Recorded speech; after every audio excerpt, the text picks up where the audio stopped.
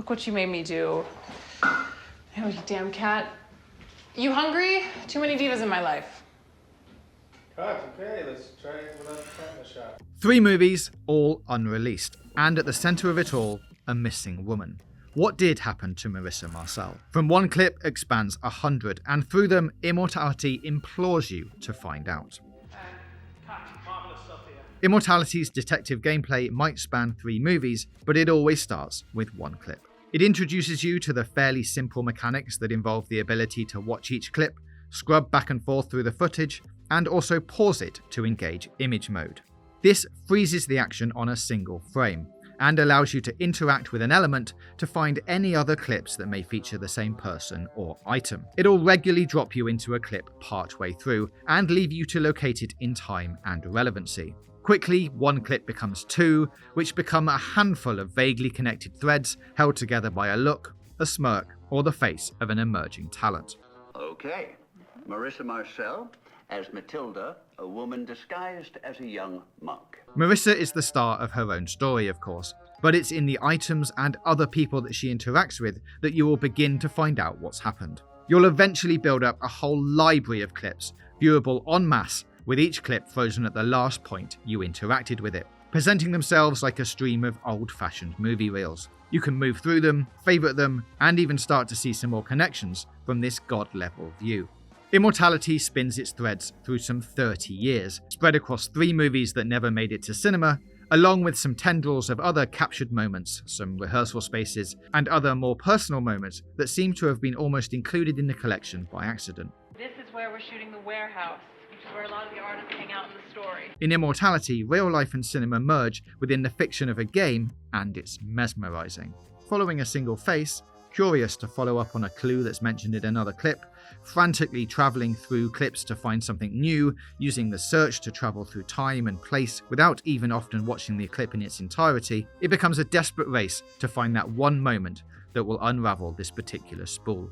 You'll quickly learn how to unpick what, if any of it, is real or at least of any value to your mission. Like using the keywords for navigation in Telling Lies and Her Story before it, the connection between Immortality's clips isn't always what you'd expect. But sometimes how they link is as much as a hint as the moments themselves. It's easy to turn yourself in circles with them, replaying the same events over and over in an attempt to unlock something new or find a new thread to explore. It's a game, like Barlow's others, where a hint system would be almost blasphemous. But that means figuring your way through can sometimes feel like a total dead end more than another puzzle to overcome. I worry that could mean that someone who bails out too early may miss some of the darkness and depth that lies beyond what's on the surface. Take her to her cell where she will wait for 2 days without food or water and prepare her death. No, please! No, God, no! Immortality is the 3rd game by Sam Barlow and the Half Mermaid team, and is easily the most provocative yet. Some of the scenes are deliberately uncomfortable, with sexism rife in the earliest movie, Ambrosio, and violence and abuse found throughout. The game does come with a content warning right up front, and it's got the kind of language and behaviour faithful to the eras in which each film was created. The first, Ambrosio, is an adaptation of M.G. Lewis's notorious Gothic novel, The Monk, and filmed in 1968. The second is a classic 1970s detective crime thriller called Minsky that tells the tale of a dead artist and his muses. The final movie, Two of Everything, comes much later, in 1999, and explores the narrative around a Britney-esque pop star and her body double. We'll leave you to address the question of why Marissa never seems to age. What's happening? John, should we cut?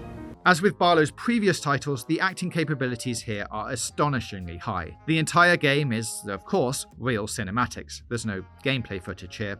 And you're going to be watching these clips on repeat for as long as it takes for you to solve the game's various mysteries, none of which we dare to spoil here. There are some familiar faces here, but the intimacy with which you'll come to know the characters will render all recognition totally pointless. They're just Marissa and John and all the others who you'll come to know so well, especially in those moments outside of scenes and beyond the yells of cut and scene. I've sacrificed a pebble and saved a diamond.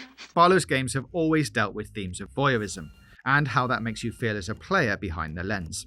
It's somehow even worse when you're physically interacting with the footage, and you'll find yourself scrubbing back and forth through faked orgasms and sexual escapades. And yet, I find myself using the nudity as yet another thread, as it becomes clear that Marissa's promiscuity is another crucial thread to tug at. Suddenly, I'm simultaneously laughing and feeling pretty gross as I use an exposed nipple to start collecting clips instead of a face or a bowl of fruit. Without ever being explicit about it, Immortality asks you a lot of questions, reflecting your own thoughts and emotions back on yourself, as if those you are watching see you and your flaws too.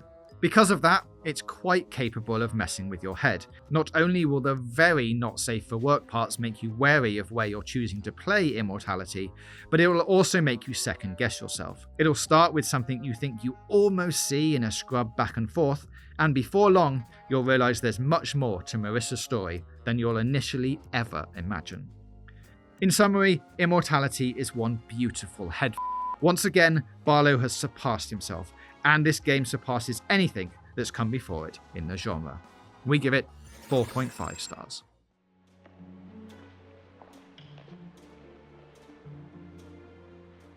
Cut. That's the end of the movie. Was that enough? We would have got this.